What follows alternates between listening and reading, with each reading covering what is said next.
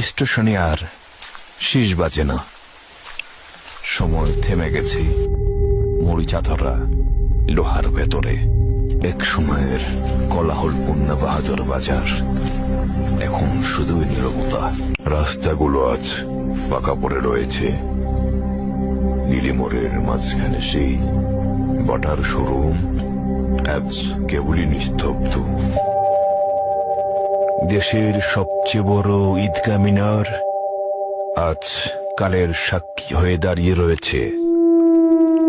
নেই সেখানে কোনো কোলাহল, নেই কোনো লোকজন, নেই কেউ, নেই সেই শহীদ মিনার আর সেই ডিসি অফিসের জৌলস।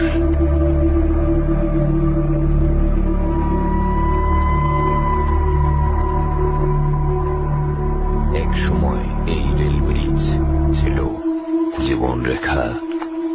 ট্রেনের শব্দে কেঁপে উঠত দিনাজপুরের আকাশ। আজ এখানে নেই মানুষের পদচারণা, কেবল ধ্বংসস্তূপ আর প্রকৃতির নিঃশ্বাস।